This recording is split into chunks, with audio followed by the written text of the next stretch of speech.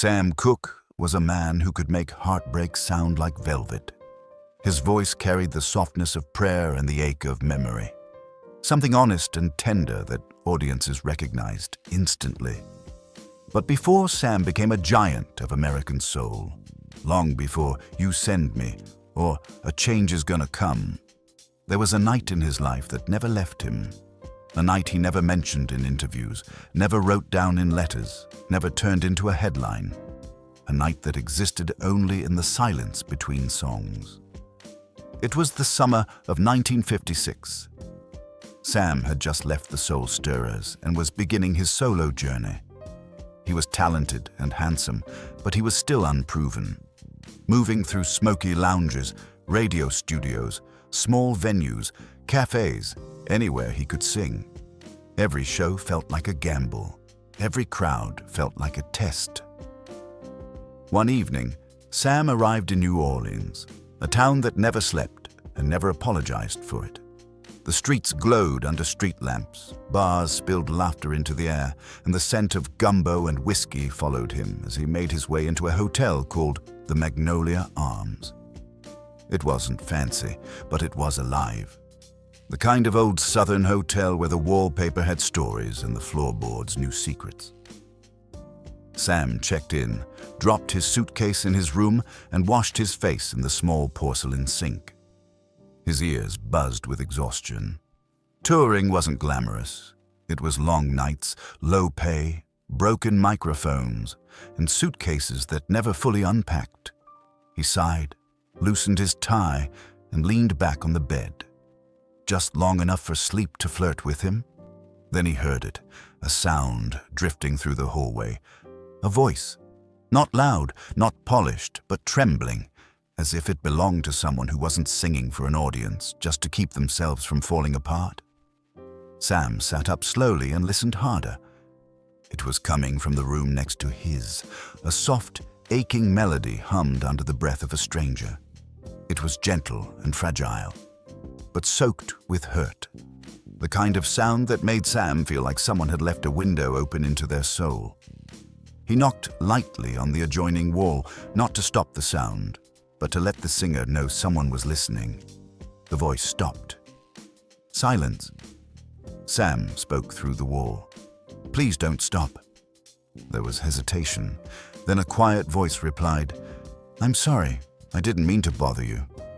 "You're not bothering me," Sam said gently. "You sound like someone who needs to sing." A pause. Then the voice asked, "Who are you?" "Sam," he said simply. "Just Sam." After a moment, a slow knock came from the hallway door. Sam opened it. Standing in the dim light was a woman, maybe in her late 20s, wearing a dark dress and holding a cigarette nervously between her fingers. Her eyes were swollen, not from alcohol, but from something older, something that didn't fade easily. "I didn't mean to be loud," she whispered. "You weren't loud," Sam assured her. "You were honest."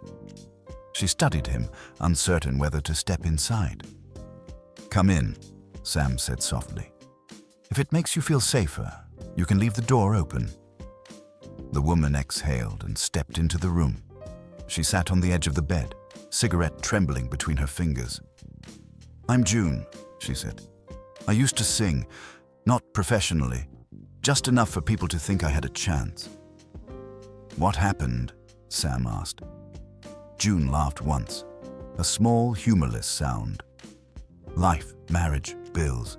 The usual things that steal dreams when you're not looking." Sam nodded slowly, understanding more than he let on. Music demanded sacrifice. Most people didn't realize how much. June took a long drag and stared out the window. "I had a little girl," she said quietly. "Bright, loud, beautiful." Her voice cracked. "She got sick, very fast. We couldn't save her." Sam felt the air shift. June wiped at her eyes. "I haven't sung since the funeral, not once. Tonight was the first time. I don't even know why." Sam sat beside her, leaving respectful space. "You sang to remember her," he said gently. June nodded, tears slipping down her cheeks. I'm scared if I stop singing about her, even just in my own head, I'll start to forget her voice. Sam swallowed. I don't think love lets us forget, he said softly. June looked at him closely, as if trying to see whether he really believed the words coming out of his mouth. You sing professionally? She asked. Trying to, Sam said with a small smile. June blinked, stunned. You're Sam Cooke? Sam laughed lightly. Depends who you ask. Some nights the audience thinks I'm a genius. Some nights they think I'm a jukebox with legs. That made June smile for the first time. Sam continued, Can I hear the song you were humming? June shook her head. I don't sing for people anymore. You were singing tonight, Sam reminded her. That didn't count, she said. I wasn't performing. I was bleeding. Sam felt tears threaten his own eyes. He understood the difference between performance and confession, between entertainment and survival. He stepped toward the piano the hotel kept against the wall. Old, slightly out of tune, the kind that had seen more broken hearts than weddings. Sam touched the keys. Come here, he said gently. June hesitated. I can't sing, she whispered. Not properly. You don't have to, Sam replied. Just sit. She pulled up a small chair beside him. Sam began playing.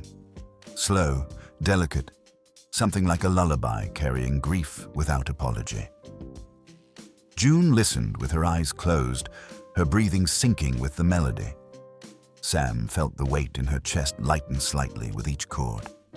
After a few minutes, June started humming, very quietly. No audience, no spotlight, no pressure, just memory and love. Sam softened the tempo, giving June room to breathe. She hummed like someone praying softly into their own hands. When the last note faded, June wiped her cheeks. I haven't sung for her since the funeral, she whispered. I'm terrified the pain will come back if I do. Sam turned slightly toward her. Pain comes back either way, he said. Might as well meet it with music. June let out a shaky laugh. That's beautiful, she whispered. It's true, Sam replied. A long silence filled the room, not heavy, but sacred. Then June whispered, Can I stay? Just for tonight. Not for anything complicated. Just to not be alone. Sam reached over and covered her hand with his. A gentle, respectful touch, full of understanding rather than desire. Of course, he said. She rested her head lightly against his shoulder, and Sam wrapped an arm around her. No urgency, no seduction, no performance. Just two people who had been broken by life and needed the warmth of another heartbeat. June's breathing slowed. Sam could feel the grief settling. Not erased, just finally acknowledged. Hours passed like a single exhale. Around dawn, June whispered, Do you think I'll ever sing again? Sam kissed the top of her head lightly. Not romantic, just deeply human. Yes, he said softly. Not for applause, for love. June nodded. Sam stood, preparing to leave for his morning rehearsal. June walked him to the door. Thank you, she whispered. I didn't know how much I needed to sing again. Sam squeezed her hand gently. Your daughter heard you tonight. I promise. June closed her eyes, tears spilling down her cheeks. Will I ever see you again? She asked. Sam paused. No, he whispered. But every time I sing a slow ballad, I'll remember tonight. And so will you. She let out a soft sob, not from sorrow alone, but from relief. Sam tipped his hat, an old-fashioned gesture that felt exactly right, and stepped into the hallway. June stayed in the doorway, watching the light from the rising sun touch his back like a blessing. Sam Cooke never saw June again. He never told anyone about that night, but whenever he sang a song full of longing, a child's lullaby wrapped in soul, part of his voice held the memory of a woman who taught him that music is sometimes the only way grief knows how to breathe.